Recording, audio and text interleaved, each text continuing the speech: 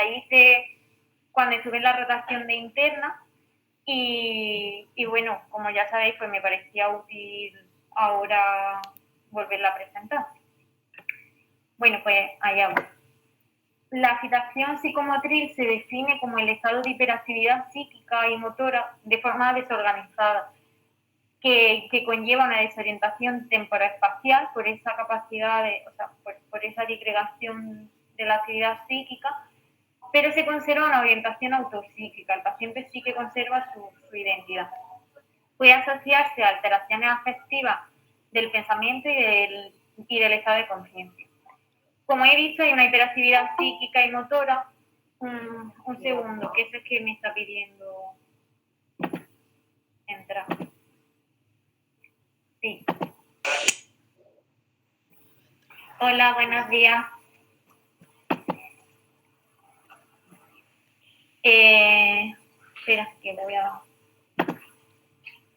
Bueno, lo que estaba diciendo, que el estado de hiperactividad psíquica y motora desorganizada hace que no se pueda focalizar la atención en un punto en concreto y eso nos conlleva que haya una alteración de la memoria inmediata. El paciente con agitación psicomotriz no tiene una alteración del lenguaje, no presenta disartria porque no tiene focalidad neurológica, pero sí que presenta cambios continuos en el tema, en el hilo conductual de la conversación y el contenido semántico pues escaso. La presentación clínica pues suele ser muy fluctuante, con predominancia durante la noche y la instalación es aguda o subaguda, de 1 a 3 días. La etiología, pues bien puede ser etiología orgánica, donde hablamos de síndrome confusional agudo, o etiología psíquica o reactiva.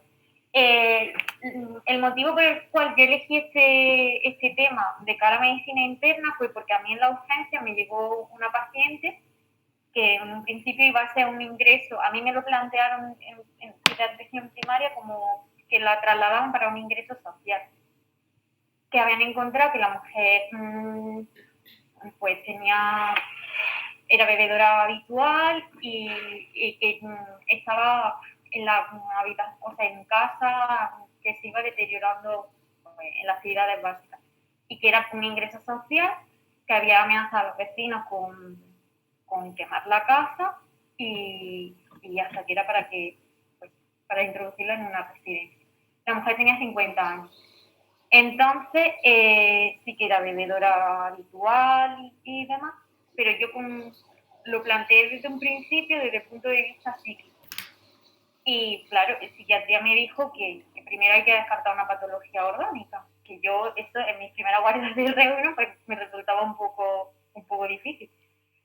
Y después, pues, aunque al final quedó en patología psíquica, pero sí que es verdad que aprendí que lo orgánico va primero porque no podemos etiquetar a un paciente de salud mental sin antes no descartar otras patologías. Después he tenido otro caso parecido de que un paciente, pues también con 50 años y demás, que viene con un síndrome confusional, pero en este caso sí que era orgánico por una encefalitis posiblemente de etiología COVID, porque era lo único que presentaba, una PCR positiva para COVID, fiebre y un síndrome confusional. Bueno, pues con el síndrome confusional agudo, o sea, aquello de origen orgánico, la DSM-5 lo describe como que tiene que cumplir pues, estos 5 puntos, o al menos algunos de ellos. Que hay una perturbación de la atención y la conciencia, que se presenta en un periodo de tiempo corto y con fluctuaciones a lo largo del día, como hemos visto, pues predominantemente por la noche. Además hay una alteración adicional en la cognición, en la memoria, en la desorientación, por el tema de falta de atención y la capacidad visoespacial y percepción, apareciendo las alucinaciones. No hay otra cosa que se explique mejor por la evolución del deterioro neurocognitivo previo del paciente, o sea, que no es secundario, pues, por ejemplo, a una demencia. Y la etiología, pues, ahora veremos que hay una infinidad de causas que lo provocan, una afectación médica, una intoxicación, abstinencia a sustancias o efectos secundarios de fármacos. Además, se puede acompañar de trastornos psicomotores del comportamiento, que eso después lo veremos. Como causa orgánica, ya vemos que aquí, aún así resumí, hay infinidad. Tener en cuenta que, pues, por ejemplo, de causa metabólica, pues la hipoxia o la hipercamia, la deshidratación, sobre todo en personas mayores, la fiebre, en endocrino, pues, por ejemplo, el hipertiroidismo, o por ejemplo, a nivel de fármacos y tóxicos, la abstinencia también, con neurolépticos, intoxicación por alcohol, por cocaína, intoxicación digitálica. Y a nivel neurológico, pues encefalopatía hipoxicoisquémica, un ACV, o un TC o una epilepsia, entre otras muchas cosas que no las voy a ir leyendo una por una, ¿vale? Y como causas psíquicas, pues encontramos la etiología psicótica en la esquizofrenia, en la psicosis reactiva, las no psicóticas, pues trastorno de angustia y ansiedad, o el trastorno de la personalidad. También se ve que de causa psíquica, pues en aquellos pacientes que han sufrido un shock emocional o, por ejemplo, que han estado largas temporadas ingresadas en la UCI, ¿vale? Un paciente agitado no es igual que un paciente agresivo. O sea, parecía, al menos en mi concepción anteriormente, de que iba ligado. Pero sí que es verdad que hay como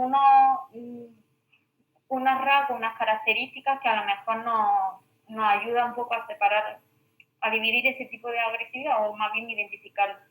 Que una es la autoagresividad, que suele darse en pacientes varones mayores de 55 años, que están solteros o viudos, que tienen una situación familiar compleja, que han tenido conductas previas suicidas o que presentan una enfermedad orgánica grave. También por los trastornos psicóticos, depresivos y demás. Y luego la heteroagresividad se da más en pacientes varones, pero más jóvenes, entre 15 y 30 años, con un bajo nivel económico, bueno, socioeconómico, pero que presenta ausencia de vínculos, que antecedentes de violencia y está más relacionado pues, con trastornos paranoides, psicóticos, con alucinación auditiva, maniáticos o trastornos de la personalidad. ¿Qué es lo que nosotros pues, podemos hacer? Pues como siempre, lo más importante es la historia clínica. Pues primero hacemos una anamnesis, después la exploración física y por último pues recurrimos a las pruebas complementarias en función de las que nos haga falta. En la anamnesis, pues en función de si sospechamos más una etiología orgánica o una etiología psíquica, pues vamos a ir viendo diferentes rasgos. En el caso de la etiología orgánica, en el síndrome confusional agudo, pues vemos como antes he dicho desde el principio, que hay un comienzo agudo o incluso hiperagudo, que hay cursa con esa forma fluctuante, nocturna, que hay una desorientación temporoespacial. En las personas jóvenes, pues a lo mejor nos puede llamar que tiene antecedentes o estigma de abuso de drogas. En las personas mayores también suele aparecer, de hecho, pues muy típico en los pacientes de edad avanzada, cuando se ingresan en el hospital, pues la mayoría al final acaba desarrollando un síndrome confusional. Cuando pacientes que están acostumbrados a una toma de unos fármacos tóxicos se hace una interrupción brusca y suele presentar alteraciones visuales y táctiles. Y una cosa que llama la atención es que hay una alteración de la memoria reciente, que eso nos permite realizar un diagnóstico de diferencia entre el delirium, el síndrome confusional agudo, la demencia y la psicosis. En el delirium o síndrome confusional agudo hay una alteración de la memoria reciente por esa falta de atención.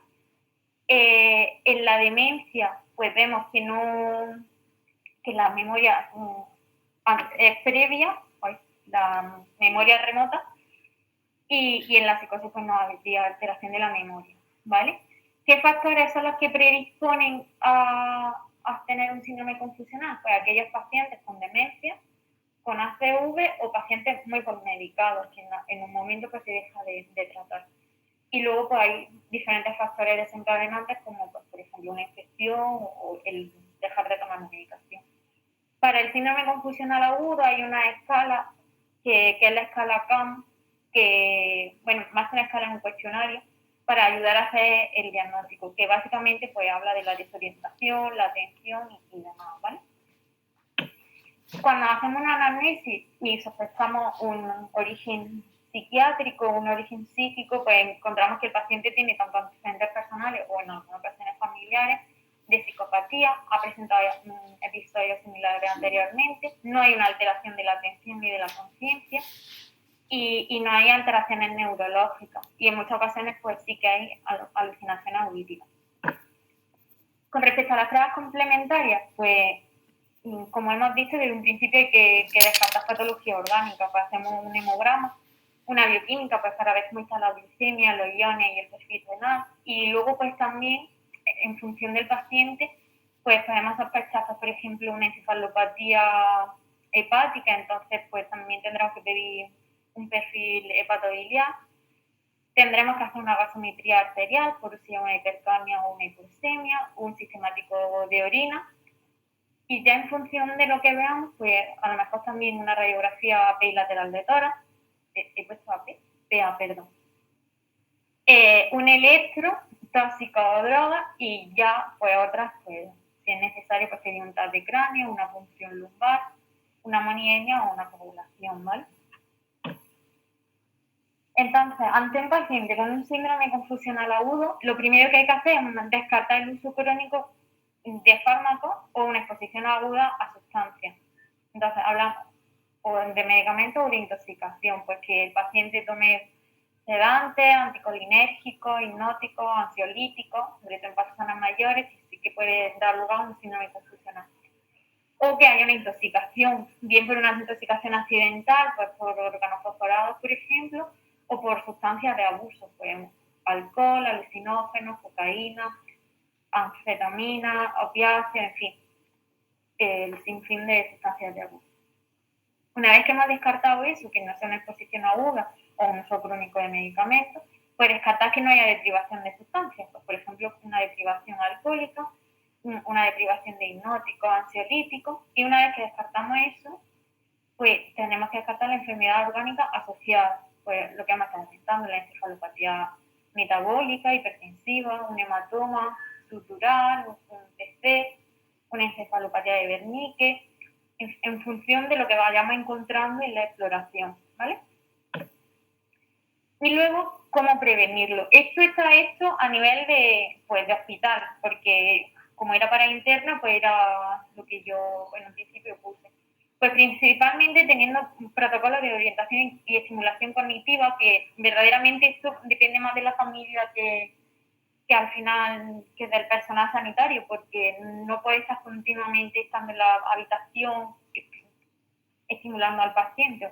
De eso por lo menos siempre se lo decíamos a la familia, que intenten que no duerma de día, que duerma de noche, tener relojes, que eso sí que dependería un poco más del hospital, para que el paciente sepa en qué momento del día estamos, que las ventanas den a zonas exteriores para que vean la luz del día, las visitas regulares, pues facilitar el sueño fisiológico, lo que he dicho antes, dormir de noche y estar visible de día, la movilización temprana y minimizar las restricciones físicas, evitar el uso de las benzodiazepinas, por ejemplo, tratar las complicaciones médicas y el manejo del dolor. Hay que evitar algunos fármacos se pueden utilizar algunos fármacos para prevenirla, pero la verdad es que no está muy demostrado el hecho de usarlo allí en el hospital, hacia todo el paciente que ingresa, que serían los inhibidores de la colinesterasa, los antipsicóticos, la gabapentina o la ketamina, pero la ketamina, como sabéis, pues, al final produce también más alucinación. Con respecto al tratamiento, pues uno, principalmente y más importante, mantener la seguridad del paciente. Luego intentar transmitirle calma al paciente y ganarnos su confianza, porque si somos su enemigo, pues no tenemos nada que hacer, hemos perdido totalmente la batalla. Evitar el enfrentamiento con él y si precisa contención física, que sea con una retirada lo antes posible y de forma progresiva. Si creemos que esto va a necesitar un largo periodo de tiempo, nos deberíamos replantear incluso la sedación farmacológica. Y por último, y más importante, es el tratamiento etiológico. Si no tratamos la causa, el síndrome confusional pues va a seguir permaneciendo. Como tratamiento farmacológico, como tratamiento farmacológico, pues podemos dividirlo en dos bloques. En aquellos pacientes que sí presentan síntomas psicóticos y en los que no los presentan. Si no los presentan, pues podemos utilizar simplemente una benzodiazepina, aunque ya hemos visto que también son causantes de un síndrome confusional. Pues, por ejemplo, podemos utilizarla en la abstinencia al alcohol, la benzodiazepina, la intoxicación por cocaína, tras una crisis comercial o una necesidad de sedar rápidamente. Y principalmente, pues como ya sabéis, lo hacemos con midazolam, diazepam o lorazepam. Cuando el paciente presenta síntomas psicóticos, pues nos decantamos más por los neurolépticos, que mejoran la función cognitiva y los síntomas psicóticos y normalizan un poco pues el ciclo del sueño. Hay que tener cuidado, hay que monitorizarlo, puesto que producen una prolongación del bucle. Entre ellos pues podemos tener el haloperidol, la clorpromacina, que disminuye el umbral convulsivo, y la levomepromacina, que es más sedante. Como antipsicóticos atípicos, pues la risperidona, la olanzapina y la quetiapina, para los síndromes parkinsonianos o demencia de cuerpo de Lewy. Y bueno, pues eso es todo. Muchas gracias. ¿Alguna duda? Sino que me voy a vosotros. Ya está. Que no veía. ¿Me veis? Sí. Te vemos. Vale. No, pues, serían a ellas. Quita la pantalla compartida, de todas formas, que te veremos mejor. ¿No? ¿Me estoy compartiendo mi pantalla? Dejar de presentar. Te pone ahí un botón. Ah, vale, venga. No sé si tenéis alguna duda o lo que sea. Yo tengo una pregunta. Sí. ¿Me oís todo? Sí. Voy a hacer una pregunta, ¿vale? Sí. A la hora del diagnóstico diferencial que has dicho entre el síndrome confusional agudo y de origen psiquiátrico, por ejemplo, un paciente que ya tiene su antecedente y su diagnóstico psiquiátrico, si te viene con estos síntomas, ¿le tienes que descartar igualmente, por ejemplo, en urgencia que sea de origen orgánico? A ver, eso es decir, sería analítica y tal. Normalmente, para empezar, se le venía acompañado de las familias, ¿vale? Y ellos te lo cuentan si es similar. Por eso lo que he contado, que si es que tienen antecedentes personales ya previos, episodios similares. Y bueno, si el paciente te cuenta, pues, o sea, el paciente o el acompañante, si te cuenta algo en algún momento, un dato de algo orgánico, pues que ha estado resfriado, que ha tenido fiebre, pasa con vómitos, aunque sea un paciente de salud mental, hay que tratarlo como un paciente, o sea, como un paciente normal, que da igualmente normal, pero me refiero que hay que descartar que no sea orgánico y que no sea una descompensación organizativa. Pero si no, pues de todas las formas, muchas veces lo hablan baja el psiquiatra y ya ellos también nos ayudan. Bueno, yo voy a saludaros porque es la primera vez que he sido invitada y espero que pueda asistir todas las que pueda a partir de ahora, ¿vale? Lo primero, felicitarte. La verdad es que a pesar de las dificultades técnicas, pues me ha parecido una sesión muy completa, muy detallada, muy bien trabajada y muy cuidada. Entonces, desde esa parte yo te felicito. Ahora, también por mi compromiso con el feedback y con la historia de que se pueda mejorar, pues lógicamente yo ya, más que en el contenido, porque realmente no me quiero meter, aunque sí que insistiría en un comentario que has hecho de la importancia de los polimericados. Yo en ese tema estoy muy sensibilizada y sobre todo el médico de familia se da cuenta de que el manejo de los enfermos crónicos es nuestra realidad cotidiana y sobre todo los polimericados. Entonces, considero que dentro de los aspectos de la prevención, el evitar la polimericación es ya una forma de evitar el síndrome confusional agudo. Y desde ahí creo que es importante nuestro compromiso y nuestro revisar periódicamente la medicación de estos pacientes, ¿vale? Luego es cierto que he notado, claro, un enfoque más hospitalario desde el abordaje y entiendo porque si esta sesión iba a ser para medicina interna, pues está, creo, en un buen encuadre.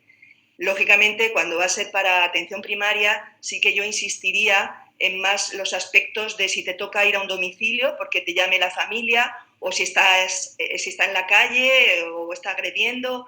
Desde ahí yo pienso que podrías haber ampliado un poquito más el apartado de lo que es la realidad de la atención primaria. Pero vamos, en ese sentido el encuadre me ha ayudado. Luego, lo último sería la bibliografía. La has pasado muy rápida. Yo creo que es importante que dentro de la preparación de una sesión nos digas cómo la has preparado, qué fuentes bibliográficas has utilizado, cuáles han sido las fechas de las referencias bibliográficas, incluso que cuando desarrollas, por ejemplo, un tratamiento que es dudoso, a veces se recomienda poner el grado de evidencia que hay para recomendar o no ese tratamiento, para que así, aunque tú digas, mira, no está muy claro que el donepezilo o la ribastimina se pueda utilizar, pues tú puedes decir, pues tiene un grado de evidencia de consenso de expertos, pues entonces ya sabemos que eso es muy, muy frágil. Mientras que si tú dices una evidencia A, pues hombre, eso va hoy por hoy a lo más importante.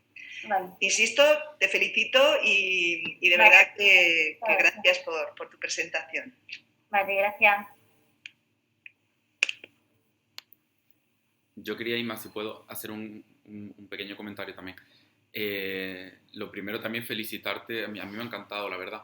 Me gusta cómo haces el abordaje, cómo también te focaliza, yo creo que lo importante. Yo puntualizaría eso que has comentado sobre el síndrome confusional, en esa lista de síntomas, por ejemplo, que hay muchísimos, los que has puesto en negrita, que yo creo que son la clave, ¿no? También desde el punto de vista de la anamnesis y en la exploración, para empezar ya a discernir por dónde van los tiros, porque, por ejemplo, en el síndrome confusional, como bien has dicho, es clave como el déficit de atención que existe, ¿no? Hay un problema que se relaciona principalmente con la atención y que eso da cierto carácter de organicidad, porque luego es verdad que puede haber una desestructuración del lenguaje, pero no va a haber esa perplejidad del psicótico, por ejemplo.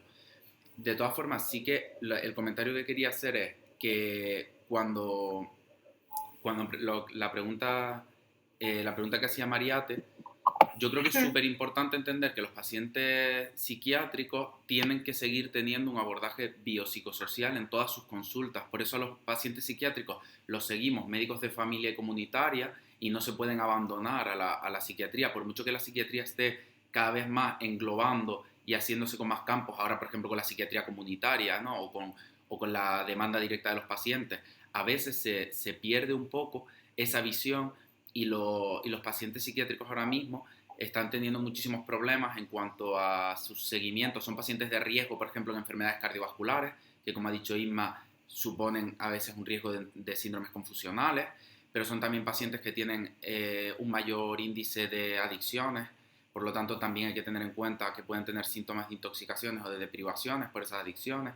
Y luego también, por otro lado, son pacientes que a veces por las estructuras sociales en las que viven tienen más riesgos también infecciosos. Entonces, no podemos abandonar más que casi incidir más todavía cuando lo tenemos más claro el diagnóstico y lo vemos más claro antes de incluso entre el paciente en la consulta. Cuando entra el enfermero de triaje en urgencias, por ejemplo, y te dice, esta está loca, lorazepam y para su casa. Cuanto más claro tengas a priori el diagnóstico, más te lo tienes que cuestionar, yo creo, como médico, ¿no? Tenemos el ejemplo de Andreas, que con 27 años, en León, en 2019, se murió después de estar 3 días atada en una cama porque tenía un diagnóstico previo psiquiátrico y entró con un proceso de agitación por puerta de urgencia. Entonces ingresó en planta de psiquiatría con esa agitación y se murió por meningitis 3 días, estando atada en una cama pidiendo ayuda con un síndrome, digamos, confusional agudo, ¿no? Fruto de la meningitis que estaba teniendo. Además, el diagnóstico psiquiátrico que tenía, yo creo que era, es que no lo recuerdo, por ahí debe estar porque eso salió por las noticias, pero no sé si era ansiedad, un síndrome ansioso depresivo, una cosa así. Entonces, yo creo que incidir en eso, replanteárnoslo mucho. Claro que yo creo que hay que descartar organicidad siempre, ¿no? Y muchas veces antes de plantearnos otros diagnósticos. Pero vamos, que a mí me parece que la charla incide justo donde tiene que incidir. Luego la parte también de cómo nos planteamos el diagnóstico de las causas que has puesto en 3 fases, a mí me parece brillante eso. Y luego cómo el tratamiento también de una agitación que me pareció muy bien también puntualizar que no es lo mismo que la agresividad, no tiene nada que ver, y un médico general tiene que saber diferenciar eso, la agitación de la agresividad auto o hetero y de lo que es un síndrome confusional. Ese diagnóstico en 3 fases me pareció genial, y luego que también el tratamiento, que también lo hayas escalonado, que las contenciones en casos de agitaciones también son escalonadas, hacemos contención verbal principalmente, y eso tiene que resolver, por lo menos, diría, sin tener los datos delante, pero por lo menos más de la mitad de los casos que tenemos. Si no resuelves más de la mitad de los datos que tenemos con contención verbal, pues hay cursos para mejorar ese tipo de estrategias y habilidades desde parte del médico, ¿no? Plantéatelo, si tú todas las agitaciones o agresividades que tienes las resuelves de otra manera, pues se puede incidir por ahí, por esas habilidades. Luego tenemos la contención física y tenemos contenciones farmacológicas. Eso me pareció también muy interesante. Así que nada, felicitarte porque me ha gustado mucho, como que creo que has incidido en los puntos clave que a mí siempre me habían costado más, que después de haber estado, por ejemplo, haciendo el experto en salud mental que estoy haciendo, o buscando por mi parte, o en el PAI también en salud mental, me han sido clarificadores, y con tu charla me han quedado clarísimos, vamos. Están como muy bien puntualizados. Así que muchas gracias. Vale, gracias. A ver, yo todavía no he pasado por salud mental, y mucho menos pues todavía el manejo del paciente psiquiátrico pues no lo llevo sobre la marcha. Y es verdad que, pues como he dicho al principio, esto lo hice pues por aquella paciente que es la única paciente que yo he llorado, porque no sabía manejar a un paciente así, porque para mí en un principio una persona pues con pues una persona delirante, pues para mí era una persona de salud mental, y me costaba mucho entender que esa persona pudiese ser de patología orgánica. Con esto aprendí pues que existe la patología orgánica reflejada de esa manera, que luego pues a otros pacientes me ha venido.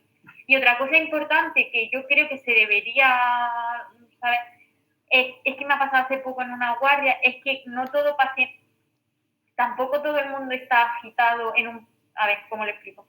A mí es que me pasaron a un paciente por agitación hace poco, viene agitado y es para salud mental, porque lo ve salud mental. Y bueno, y yo veía al paciente y pues yo al paciente lo veo tranquilo. Si no llega a ser porque se está moviendo un montón en su silla de ruedas, yo el paciente diría que es un paciente que no está ansioso, que no está agitado, y a mí me hablaban por agitación. Y yo pues era un paciente con una corea de Huntington, que yo no había visto una corea de Huntington en mi vida, ¿sabes? Y yo dije, y bueno, pues yo llamé a neuro primero, y me dijo neuro, pero es que a lo mejor es que está con una descompensación, porque había estado ingresada en interna, e interna le había quitado el tratamiento de la corea de Huntington. Entonces, claro, yo digo, es que el paciente agresivo o agitado yo no lo veo. Y me dijo, le digo por si os sirve de cara alguna vez que se os presente una corea de Huntington, que ese baile que tienen es como una persona que se hace un montón de pipí y está que no se puede parar. Y digo, pues precisamente es eso, no es una agitación, es un movimiento, pero que se debe pues a su enfermedad, pero que no es una agitación ni un síndrome confusional como venía escrito desde triaje. Además estaba allí con el de seguridad porque era una agitación, y el hombre, pues quitando que se movía en la silla, el paciente estaba súper tranquilo. Que esa es otra de las cosas, pero es que esa ha sido muy reciente, no tiene nada que ver con la charla. Y ya está. ¿Alguna otra pregunta o comentario? Yo que muchas gracias, que me ha gustado también mucho. Y nada, yo es que lo que iba a comentar, pero ya lo habéis comentado más o menos en entrevistas y tú, pues el tema de las contenciones, ¿no? Que hay que tener muy claro que eso puede llegar a formar parte, digo, las contenciones físicas, puede llegar a formar parte del tratamiento, pero es eso, ¿no? No es algo como que está ahí al margen de la historia, que no queda registrado, que los pacientes están contenidos en observación sin revisión, cuando las contenciones, según los protocolos, hay que ir revisándolas. Tiene que haber una enfermera al cargo de un paciente que está contenido, revisando constantemente y reevaluando si son necesarias, porque un paciente no puede estar contenido y eso no puede formar parte de algo que se hace a la ligera, y que además pues tenemos que indicarlo nosotros. Y creo que pues sobre esto hay que estudiar también desde el punto de vista legal, porque según yo creo, hay que notificarlo. Siempre que hay una contención física, pues hay que notificarlo, porque al final es, pues la autonomía del paciente está ahí un poco en juego, que es por una causa, pues si está agitado o así, no se ha podido contener de otra manera, pero sí que ir reevaluándolo, y no puede ser algo que se hace a la ligera y fuera de, pues que no quede registrado en ningún sitio, y concretamente ese paciente que cuenta Isma de la Corea, pues es el que me está haciendo a mí últimamente, porque yo también lo he conocido, y el que me está haciendo a mí replantearme todo esto de las contenciones, porque además en la residencia donde vive está contenido por esos movimientos.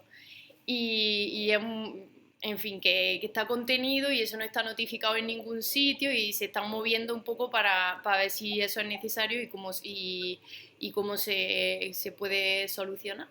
A mí la residencia ya me dijo que no estaban preparados. Total. Para este tipo de pacientes. Ya está, que yo creo que es un tema que tenemos que estudiarlo, porque además es algo que se hace en el hospital, en urgencia, y que tenemos que estudiarlo igual que estudiamos otras cosas, otros tratamientos. Pues sí.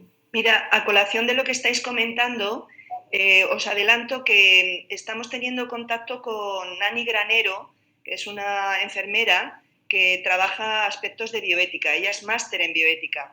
Entonces, a partir de octubre, probablemente su situación familiar ya sea mejor, y nos ha planteado que vayamos recogiendo casos en los que pueda haber dilemas éticos. Y yo creo un poco lo que comenta Cristina podría ser qué principios éticos estamos infringiendo o no a la hora de contener físicamente a un paciente, y qué requisitos hay que hacer y cuáles no.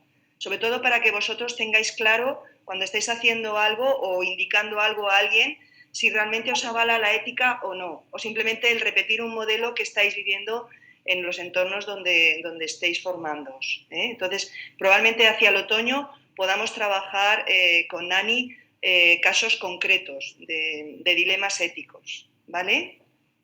Es una cosa. Y lo segundo, ¿alguien está grabando esta sesión?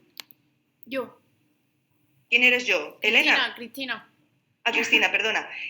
Os invito a que una vez completada la grabación la mandéis a la unidad docente, porque ahora ya tenemos la videoteca. Entonces, en este momento, en la unidad docente tenemos 2 sesiones. Uno de los residentes de Linares, que también están asistiendo los de Andújar, y la vuestra. Entonces, yo creo que son sesiones tan buenas que merece la pena grabarlas, aunque sea con el móvil, para que podáis luego, lo colgaríamos nosotros, y así en un momento concreto podáis acceder a ellas desde el INUBAN con vuestro código de entrada, para que solo para formación interna, no para difundirlo por redes ni nada, pero que vaya a ser un material de recopilación de buena calidad, y así mejor enriquecimiento por parte de todos y de todas, ¿vale?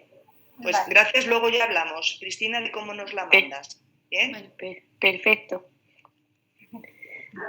Bueno, pues muchísimas gracias, Isma.